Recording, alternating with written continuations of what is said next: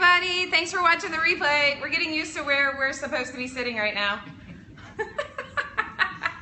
I don't think we can. It's not going to stay. Okay. Yeah. Oh, there we go. Hey, everyone. All right. Hello. I'm Michelle from the Chamber. And I'm Tony Halford from Young Electric. Awesome. And today, because of all of you, we are here to talk about cold calling. And that horrible thing, whenever I talk about cold calling, you'll see me, I start scratching my throat because it's so painful. So we'll just jump right in. We're going to talk for about 10 minutes. Because of the distance where the camera is and our phone is videotaping this, we will not be able to see your questions, but post them still, because when we go back through and do the editing, then we'll see your questions and then we'll hit your Twitter account with those answers. So feel free to tune in, throw those questions, but we'll get back to you. So first and foremost, cold calling. Painful thing. How do you prepare for it? Mentally, research, what do you do when you're going out and you know that you're going to start cold calling?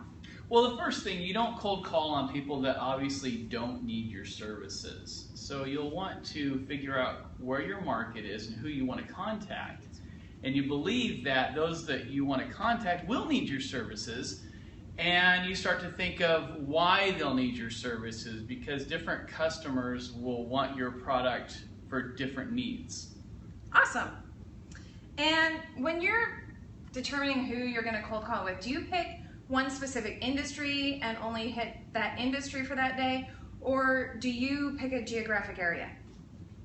Both, actually, because industry-wise, there can be special events that are going on, and there could be opportunities at certain times for just a specific industry. Or same with geological location. There can be events that are going on in a geological location that you'll want to be at those same spots where your potential customers can be.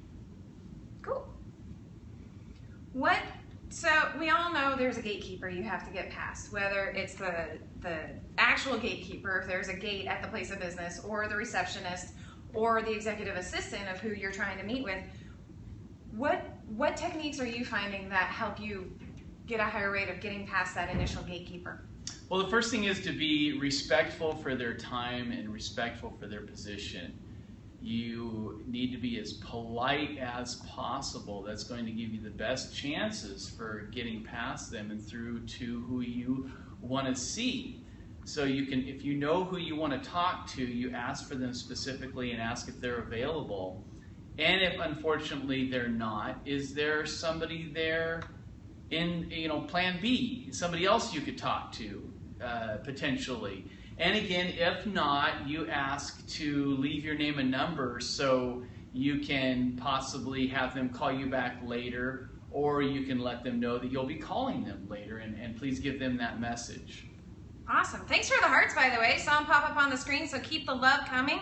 Like seeing those hearts, it means you like what we're talking about. When you're cold calling, how many visits do you think it's going to take before you expect to actually get that response? That's a great question. The more you call out there, the more responses you'll get.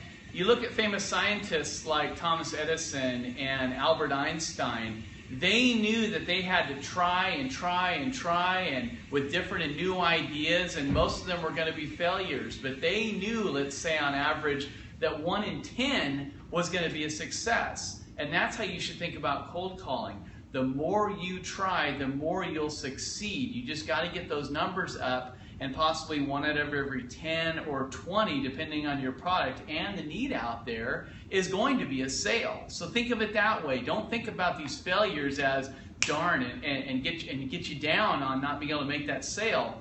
Think of that failure as 1 of the 10 that you're going to experience before you make that sale. Awesome. So it's not really a failure, it's crossing that person off the list so you don't have to invest any more time into bugging them or any of your time when you can go after that next one that could be that yes. Yes.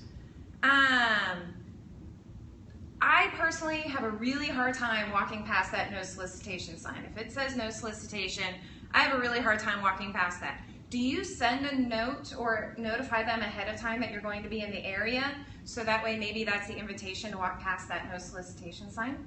Well, sometimes I'll look at that no solicitation sign and convince myself that they're not talking to me. They're talking to somebody selling Girl Scout cookies or other products not quite as good as mine. So I'll be polite, I'll walk in and I'll just say, well, I saw your no solicitation sign, but I wasn't sure if that was for me. I'm selling electrical services and everybody needs electrical services, so is there somebody here I can talk to? Or I'll walk in and I'll say, I saw your no solicitation sign. Can I leave a message for someone to contact me, or can I get a card for somebody that I can talk to, and I'll give them a phone call? There's ways you can get around that no solicitation sign respectfully, but don't act ignorant and say you didn't see it. I like that. Acknowledge that it's there, and then think of a creative way to get around that. But being respectful of their time also. Don't assume you're going to be able to talk to somebody, but try to set something up so you can later. Nice. You're the first person that's ever told me, acknowledge the no solicitation. I really like that. That makes me, if I'm going to walk into a place, that makes me feel a lot better. Yeah. Wow. Thanks. Nice. So people have little time to talk on the phone these days. When you're leaving a message for someone, what words or what tips do you have in gaining a bigger rate of response on a return phone call? Or do you just keep calling until you actually get through? If you can't seem to get a hold of that person, yes, keep calling. I would say don't leave lots and lots of messages, multiple 2 or 3 times for the different types of products you might be selling. But when you're leaving a message, prepare what you're going to say. You only have a few words or a few seconds to keep their attention. And that's the most important thing. Have the attention span keep the attention span you have in mind and make it count with your message. So prepare what you're going to say in your message about the product or service you're providing and let them know in as few words. Wow, I love all the different color hearts. We really like that answer. Thank you. And what you said, the attention span. So our president, Lorraine Klarna, recently went to a conference and learned that our attention span is 3 seconds now. So we have 3 seconds to make that first impression.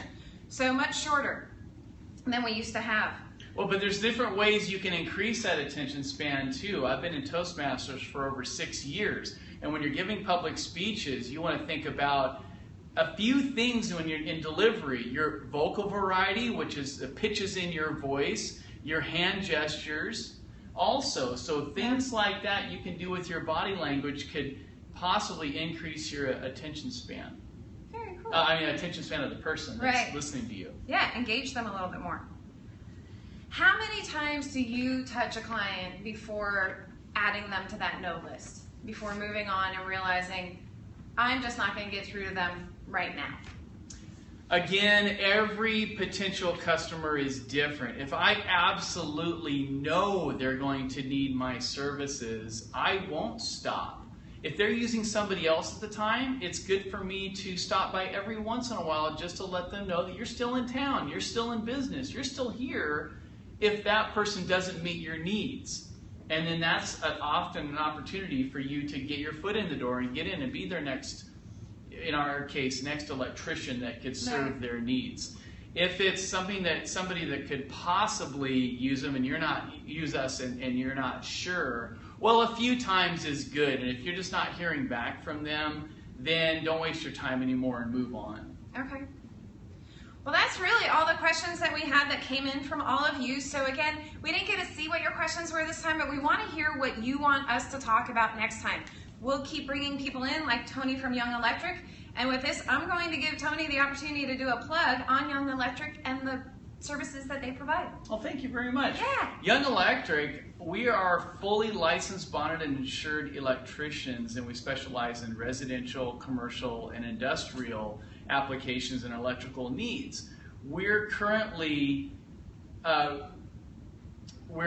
recommended by Oregon Hot Tub, and they'll ask us to call on customers that need electrical services for hooking up their hot tub into their electrical panel in their house. Also, Tesla recommends us for the Portland market to install home charging stations for people that buy Tesla cars. Also, Marquee Spas recommends us, and so does Standard TV and Appliance.